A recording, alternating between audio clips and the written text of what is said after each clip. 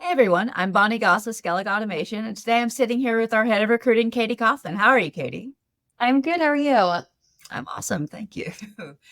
Today we wanted to come on here and talk just generally not only about the job market in biotech, but also give you guys some tips on looking for a new job and interviewing with new companies. So what kind of general advice do you have for job seekers who are coming into this really volatile market right now? Yeah, I know that the market right now is really tough. So I would say definitely use all the platforms, all the resources that you have. So I know one big platform that we use whenever we source for candidates is obviously LinkedIn. Mhm. So right when you're on the job market, I would definitely put that you're open to work. This not only flags recruiters, letting them know that you are, searching for new opportunities, but this also opens up your profile. So it shares your resume with us. You can even write posts on LinkedIn, letting us know that you're looking. Go ahead and connect with various companies that you are, looking to work for. It's always a good idea to follow us, on Skellig. I know Bonnie here is head of communication, so she does a really good job at posting, what we're up to. Follow our YouTube page, and just in general, updating your resume and just posting on LinkedIn. I would say that another platform that I know that we use is Indeed. If you look up on Indeed, you'll find various job postings, and you can apply. And I know a lot of companies use a platform called Greenhouse. So once you apply, we get notified through Greenhouse, and we go ahead and we directly reach out to you. So those are just a few platforms that I would definitely recommend using, to kind of just get your name out there. That's awesome. So, a question about the LinkedIn thing. I think a big worry for people who are using the open to work flag. Whenever you do that, does it hide it from your current employer and like your boss? Yeah, that's a great question. So it actually does. There's a way that you can edit and have it open to, certain people on LinkedIn. Hmm. I think we've all been there when we've been searching for different job opportunities, and we're like, oh, we don't want our boss to see that. And also another reason why it's, a nice tool to have is that when you're open to work, it shows up on LinkedIn Recruiter, which Hmm. LinkedIn Recruiter, not everyone has access to that. I mean, you have to purchase that extra platform that LinkedIn has.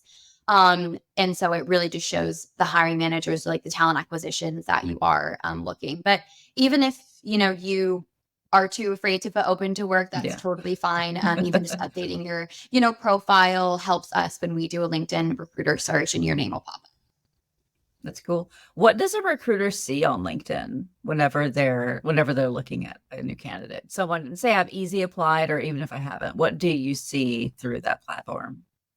Yeah, like, do you mean what their profile looks like when I'm on Yeah. LinkedIn Recruiter? And yeah, so typically what we look for is, if we have an opportunity here that's open at Skellig and I'm sourcing for Canada, I will go on LinkedIn Recruiter and I will search for, location. Sometimes our client asks for a specific location. So being specific with your location on your profile is really helpful. We see that just really being detail oriented, like within your profile on LinkedIn, is super helpful. Any certifications that you have is super helpful, that stands out to us, because if you have a certification that pulls up from the bottom and we see that, for example, if we're looking for ignition engineers and you got your ignition certification, that shows. Um, and also you can upload and paste your resume where it's kind of at below your name. So that's super helpful too. So we don't have to ask for your resume. Right. It's there already. So we can click on it and see if your profile is relevant to the opportunity. And it gives me a great opportunity to then, message you and say, hey, like, notice that you're open to work, or that we have a lot of connections. Notice also on your resume that you have this, this, this. This is exactly what we're looking for. Are you interested in setting up a call? So I would say those details are really important for recruiters to kind of get an idea of what we're looking for. That makes sense. It looks like the job market right now is really competitive, and this could be like, I'm sure there's a million reasons for this, Yeah. but if you check the news every day, people have been laid off. Right. People are just generally trying to move around, and a lot of companies are ending remote work. So Yeah. people are having to either move or what's a soft layoff, right? So Right. people are just moving companies because they don't want to go back to the office. So the job market's really competitive. I know that we put up a couple of easy apply job opportunities recently, right? And how many resumes did we get for those? We don't get too many, so I wouldn't let Mhm. that, discourage you. I know sometimes people think, oh, easy apply on LinkedIn. They're probably getting like, 1,000 applicants. That's not Yeah. always the case. I know the internal team and myself here really do our due diligence in checking every single resume. Mhm. Whether it's good or bad or, relevant or, not relevant. We definitely want to make sure that Skellig's name has a good, reputation for not Right. ghosting you or anything like that. I wouldn't let the easy, apply to discourage you again. And I know the market is incredibly competitive. Another advice that maybe I would give is a lot of those LinkedIn posts or just those job applications, my email's on it. So even Mhm. if you apply through LinkedIn, if you send me an email, that your name gets brought to my attention quicker than LinkedIn. So that's always a good way to kind of get my attention, or even just message me on LinkedIn, send me a DM, and then I'll go and I'll check your profile. I wouldn't let the easy apply to kind of discourage you from wanting to apply. What is the interview process like here? So let's say that I applied through LinkedIn, easy apply, which actually I didn't get my job here that way, but let's say that I did. Let's Yeah. say that I went through easy apply. I put it through. What does it look like from that point to great, you're hired?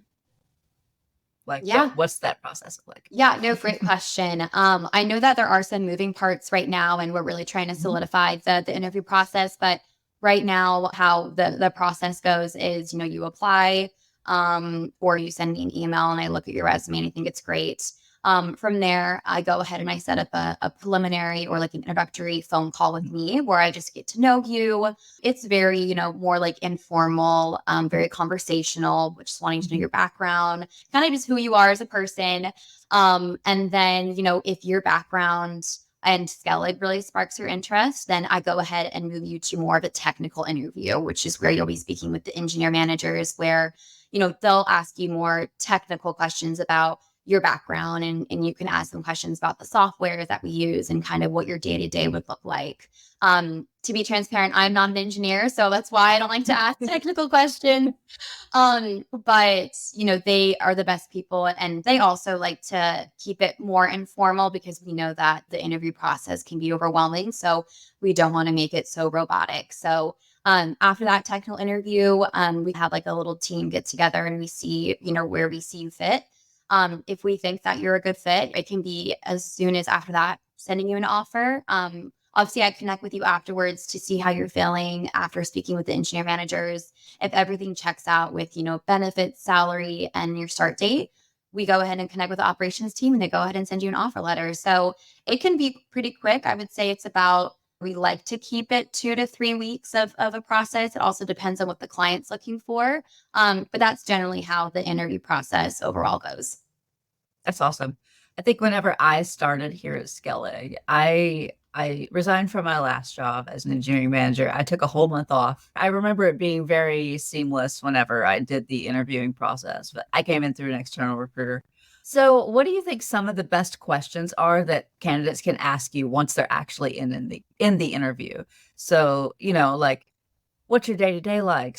The questions like that. You get a lot of really conflicting advice online Yeah. as to what you should ask. Yeah. So, what would you advise that people ask during these? Yeah, absolutely. So with me, since it is like an introductory, phone call, as far as like the technical questions, those questions are great to ask the engineer managers. But, for me, a lot of questions that I get, and I think good questions to ask is, how's the work culture here at Skellig? I always sound like a broken record talking about it because I know that's something that we hold as a top priority, but how's the work culture? I'm happy to go over benefits with you. I think that's a very valid question to ask. I'm happy to kind of go over like salary expectations, what you're looking for, and also the uh, career progression here at Skellig. I know that some people ask, like, how does the team dynamic, work together? How's the team collaboration? Especially since, like, we are a remote company. Yeah. So that's a good question to ask me. I know it kind of ties in with work culture. And travel, will I be traveling a lot? I know that's a typical question that I get asked as well, since you are remote, but sometimes you will be required to go on site for clients. So Right. I would say like the general questions like that, I'm more than happy to help you with. And then with more technical questions, those are great to ask the engineer managers because they can kind of give you like the day-to-day structure.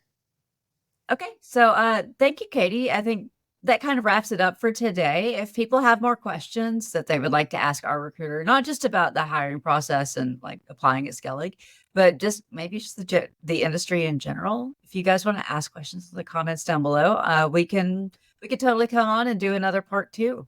But thanks, Katie. I really appreciate you coming on and talking to me today. Thank you so much, Bonnie. And of course, if anyone is interested, please feel free to follow our LinkedIn page, follow me on Mhm. LinkedIn, and all of my email details are on my LinkedIn profile. So, yeah, I look forward to hopefully connecting with you guys. Yeah, sounds great. So don't forget to like and subscribe, and we'll see you soon. Thanks.